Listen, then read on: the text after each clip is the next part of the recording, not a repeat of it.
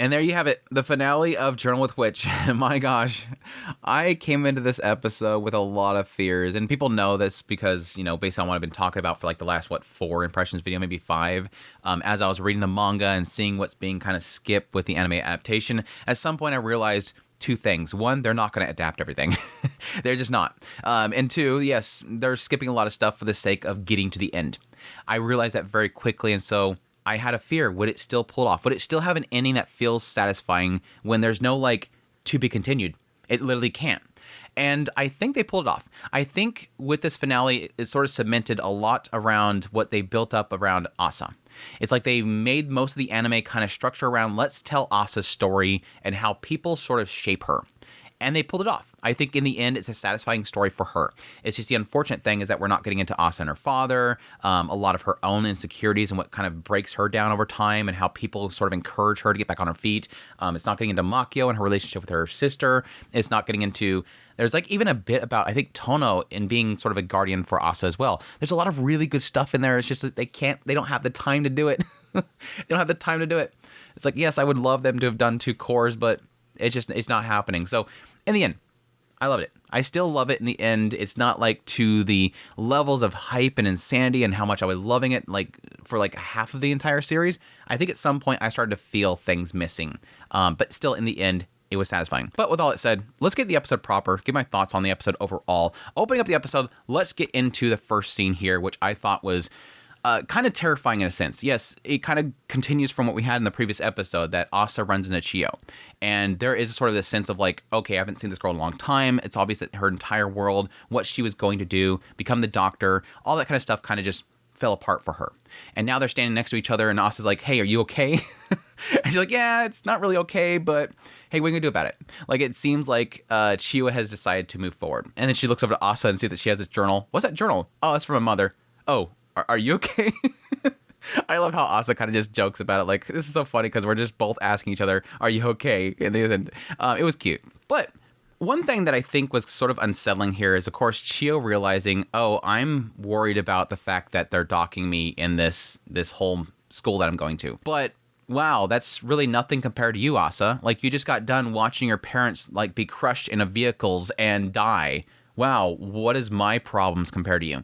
I think that sort of is a difficulty that we have here, and I love how they put it here. Like, no, I think your problems matter too. No, what you're going through is difficult too. Everyone's problems matter. And I like how she returns that saying, yeah, concerns don't really have a hierarchy, right?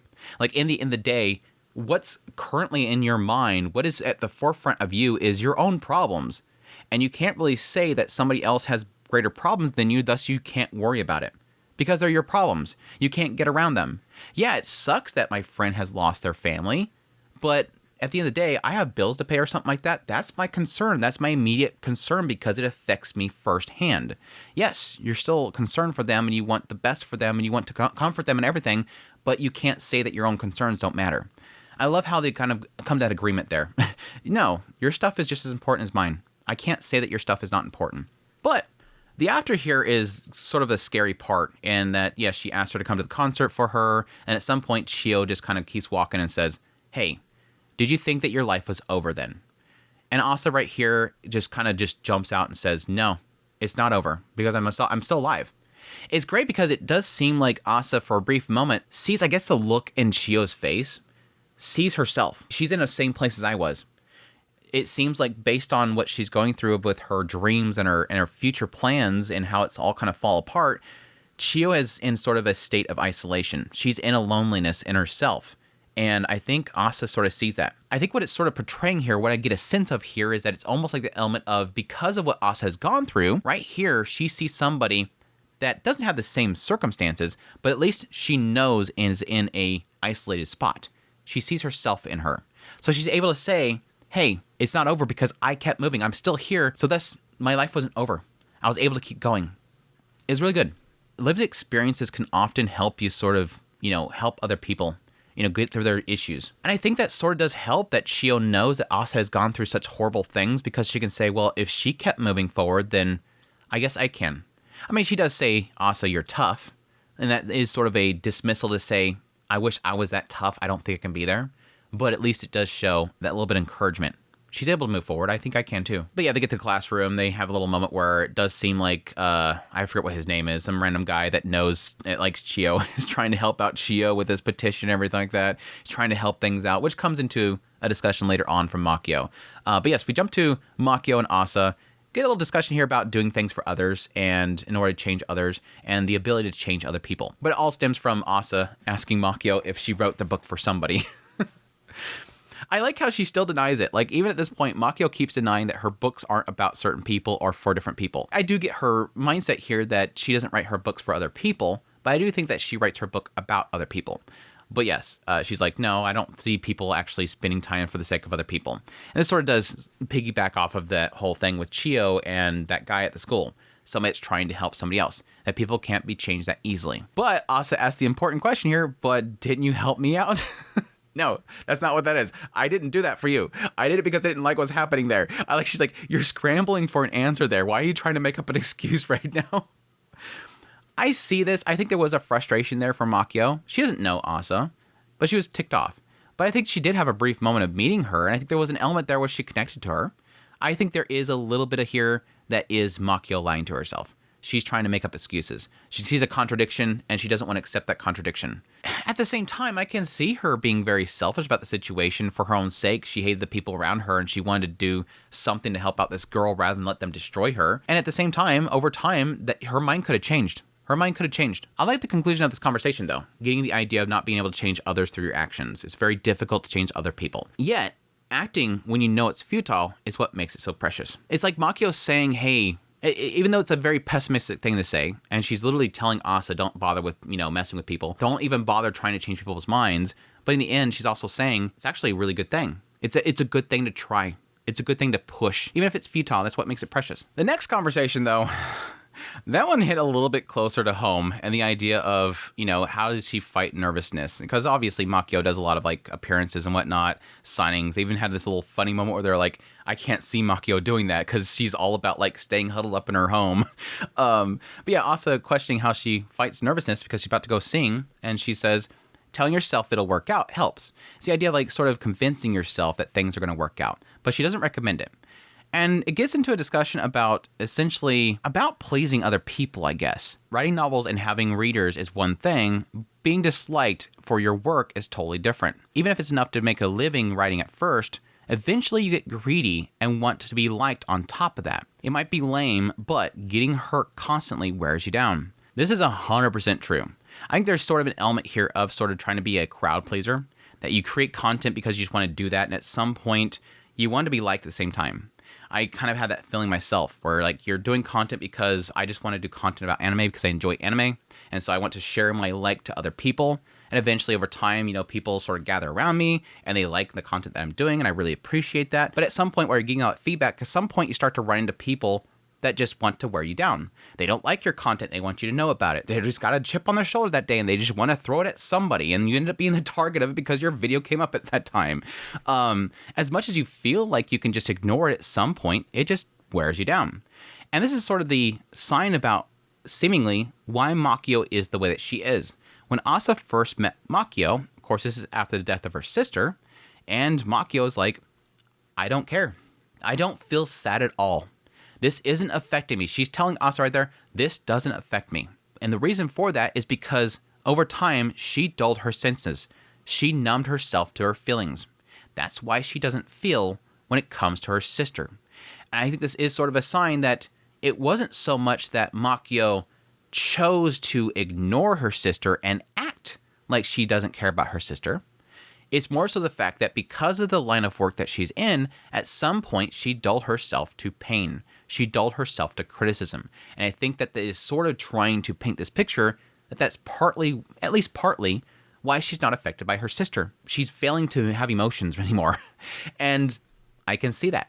I personally have a feeling for that. I have had times where I've gone long periods of times where I just don't give a rat's butt what people say about me and my content. And then every now and then, I'll just have this moment where suddenly it starts to get at you.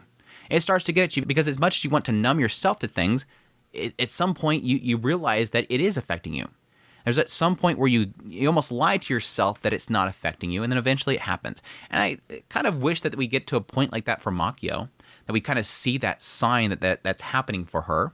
I think we sort of did get that a little bit, but not enough, not really getting that far into it. And yeah, that's another one of those things where I've seen panels where we get to see a little bit of that in the manga series that they're not really going to ever cover, but it sucks. This is something that I've experienced myself, and I can totally see this being the reason why Makio is so emotionally broken and why she's kind of trapped away her emotions so much. It comes from being somebody that has some recognition by a large group of people. Anyways, in parting, we get the little comment about how to fight being nervous. He says, well, stop thinking. Well, you told me to think all the time. Well, just think, and then stop thinking.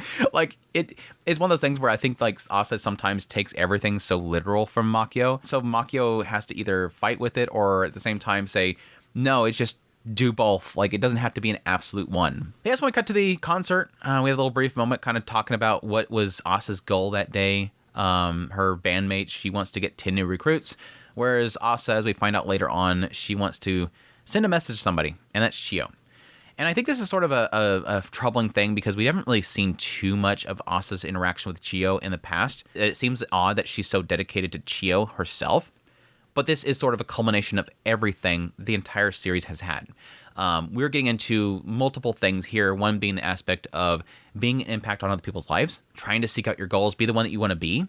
And it ultimately comes down to Asa herself wanting to be somebody who can at least shake people, at least send something to change people's lives, with the messages of nothing in this world is irrelevant completely, that everything in this world will affect you in some minuscule way. It's the whole butterfly effect thing with literally everything in the world.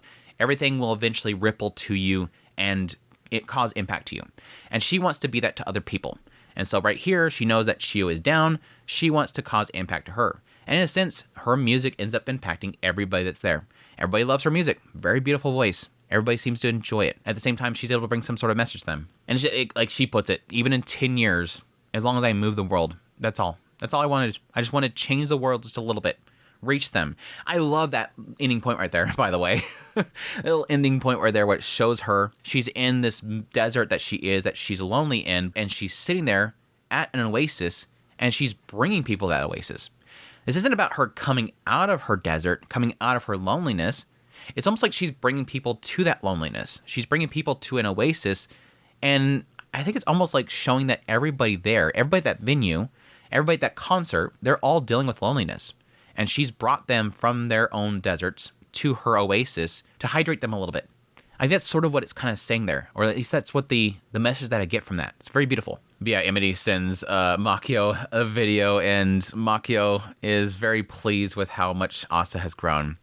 And we get the statement that was unfortunately skipped in the last episode, where Makio acknowledges her sister. Again, that was a big moment in the manga that when I read that, and I was like, why do they skip it? Why did they skip it?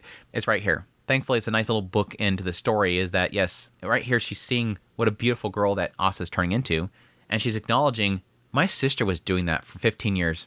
My sister handled raising this girl for 15 years when she was very young, and she has this child, and she was taking care of that child, and raised that child at this point for 15 years. My sister was admirable. Again, it's one of these brief moments where suddenly she's now acknowledging, my sister did a good job. She was a good mom. But yeah, we wrap up the episode with a little bit of an analogy, or at least a little story that's not being too specific. Makio writing a blog or something about this dog that she's had stumbled upon, or was dropped on her lap, and that she's taking care of this dog. Every now and then this dog brings home another dog. Who is he talking about? Getting into a little bit of idea of like different worlds coming together. Talking a little bit about the idea of a pack. How, Makio's claimed that she's never had a pack, even though she technically does with, Daigo and all of them, but not having a pack and packs sort of colliding to each other, getting a little bit into the idea of finding your own place to belong to. Different individuals, some feeling that they need to be alone, some people feeling they need to be with somebody, some people feeling they need to, adjust to other people, like her sister did, or some people that feel like they just need to find a place that they'll fit in. That whole thing, showing different perspective, different people and how they find their place to belong, or unfortunately, in some cases, not belong to, or at least fortunate for some people. That's really what it's kind of getting into with that whole thing there. And yeah, Asa asked, are you writing about me? I told you not to read my stuff. Is this you? Can I block you? It's so cute. It was so cute. It was a nice little ending there. Oh yeah, the little birthday little birthday party with her parents. That was really cute as well. Some good stuff. Good little ending to everything, and a little bit of a jump forward. I kind of wish we got a little bit more from the jump forward. Typically with like the after story stuff, there's always some good juicy bits in there to kind of give at least a sense of where they went to. Like, what is Asa doing? Something like that. Has Asa gotten to the music industry?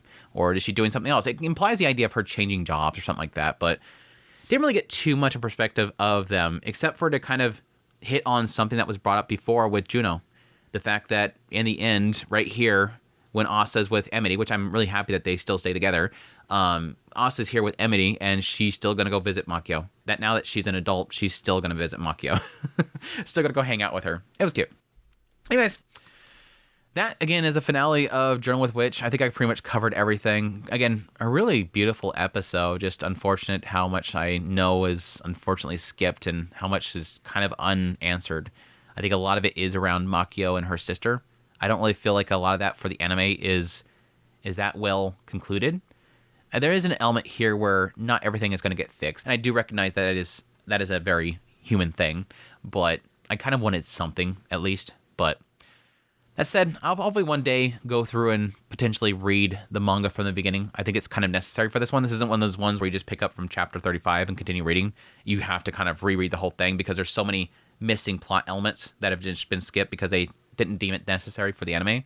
But it is what it is. But anyways, I thank you guys for watching. I thank you guys so much for dropping by on a weekly basis. This wasn't really like one of those, oh my gosh, this is going to get good viewership or anything. It's just a show that I really wanted to cover. It's a show that I added a lot of love for, a lot of passion for, and so I want to talk about it. So I ended up covering it. So I appreciate you guys for dropping by, and I hope you guys will stick around for the next season as I'll be going through the shows of the coming season and doing first impressions and covering whatever shows I end up picking there. But I appreciate you guys. Until next time, y'all take care.